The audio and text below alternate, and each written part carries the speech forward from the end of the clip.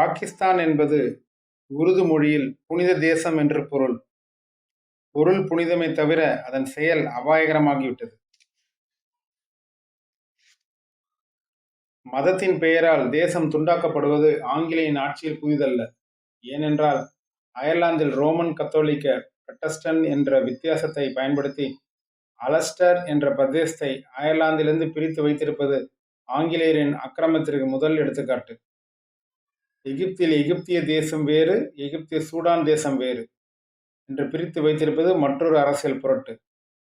மூன்றாவதாக பர்மாவிலும் இலங்கையிலும் பர்மியர் இந்தியர், சிங்களவர் இந்தியர் என்கின்ற பிளர் உணர்ச்சியை வேண்டுமென்றே தூண்டிவிட்டு இடையில் தன் ஆட்சியை பலப்படுத்திக் கொள்ள முயன்றும் முடியாத காலத்தில் அதே பிளவை அடிப்படையாக வைத்துக்கொண்டு நாணயம், இராணுவம், அந்நிய நாட்டு கொள்கை என்கின்ற 3 முக்கிய ஸ்தானங்களிலும் உறவு கொண்டு பர்மா, இலங்கை இரண்டையும் தன் உறவு நாடாக வைத்திருப்பது அரசியல் புரட்டின் உச்சம்.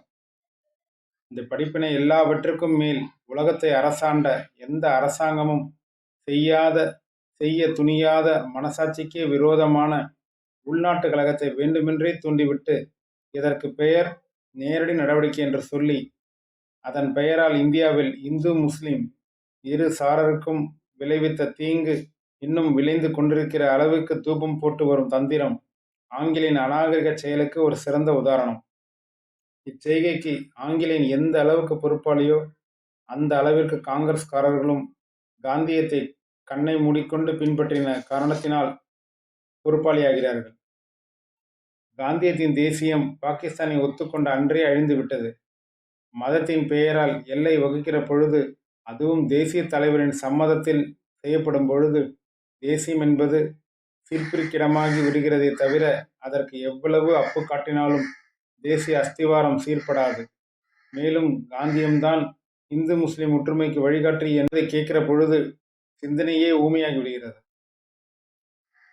சரித்திரத்திற்கும் எட்டாத காலம் முதல் மலையாலும் கடலாலும் எல்லையாக சூழப்பட்டிருந்த இந்திய தேசத்தை சட்டியை உடைத்து ஓடாக்கியது போல் பாகிஸ்தான் பெயரால் மூலியாக்கி அதன் காரணமாய் இந்து முஸ்லிம் வெறி அதிகமாகி போரில் சிக்குண்ட தேசங்களை காட்டிலும் மனித நாகரிகமுள்ள எந்த நாட்டிலும் நடைபெறாத பெண்களின் மானபங்கம், கற்பழித்தல், உயிருடன் கடத்தி செல்லல், இதற்கு சர்க்கார் தூண்டிவிடுதல், பத்திரிகையில் மாத்திரம் கண்டித்து அறிக்கை விடுதல் என்ற முறைகள் சரித்திரத்திற்கு அப்பாற்பட்ட காலம் முதல் உலகத்திலே நாகரிக மக்கள் என்ற பெயர் வாய்ந்த இந்தியாவிற்கு ஒரு பெருங்கலங்கமாய் விட்டது.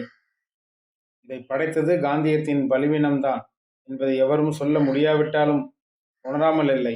காங்கிரஸ்காரர்களை கூட மனதிற்குள் சொல்லியும் புழுங்கியும் வருவது பலரும் அறிந்த விஷயம். அதுவே காந்தியடிகளின் வேண்டாத மரணத்திற்கும் காரணமாயிற்று. இன்னும் என்னென்ன நடக்குமோ எவராலும் கணிக்க இயலாது. வர வர கஷ்டத்தை அனுபவிக்க வேண்டிய பொறுப்புதான் காந்தியத்தின் பெயரால் துரதிருஷ்டவசமாக இந்தியாவிற்கு அளிக்கப்பட்டிருக்கிறது. முஸ்லிம்கள் மெஜாரிட்டியாக உள்ள மாகாணங்கள் எல்லாம் கிடைக்கும் என்று நம்பியிருந்தார்கள். அதன் பேரில் தான் கிளர்ச்சியை கிளப்பிவிட்டான் ஆங்கிலேயன். பின்னால் அவர்களை ஏமாற்றி பஞ்சாப், வங்காளம் இரண்டும் 2 கூறுகளாய் பிரிக்கப்பட்ட பொழுது பாகிஸ்தானுக்கு எதிர்பார்த்த வருமானம் இல்லாது போயிற்று. ஆகவேதான் அரசாங்கம், நிர்வாகம் ஆங்கிலேயன் நாணய உதவியை பொறுத்தே, ஏற்றுமதி இறக்குமதி சலுகைகளை பொறுத்தே நடைபெற வேண்டிய இக்கட்டில் நடக்கிறது. இந்த நிலையை நீடிக்க முடியாது. மேலும் எல்லை தலைவரான கான் அப்துல் கபார் கான் போன்ற சிறந்த தலைவர்கள் சாஸ்வதமாக சிறையில் வைக்கப்பட்டதொழிய சமாதானம் நிலை பெறாது என்று பாகிஸ்தான் நினைக்குமானால் இந்த பாகிஸ்தான் இந்து விரோதி மட்டுமல்ல, பட்டாணியர்களின் விரோதியாகிறது. அப்படியானால் மத வெறியை வைத்து மக்களை ஏமாற்றும் தந்திரம் அழிந்து போகிறது.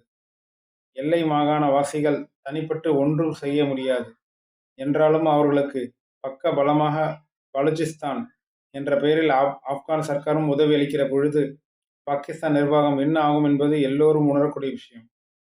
எனவே பூகோள ரீதியில் இயற்கையாக உண்டாகாமல் செயற்கையாக அரசியல் நோக்கத்தின் பெயரில் உண்டாக்கப்பட்ட பாகிஸ்தான் நிலை பெறாது, சீக்கிரம் சீர்குலையும் என்பதுதான் அரசியல் அனுபவம். நன்றி, வணக்கம்.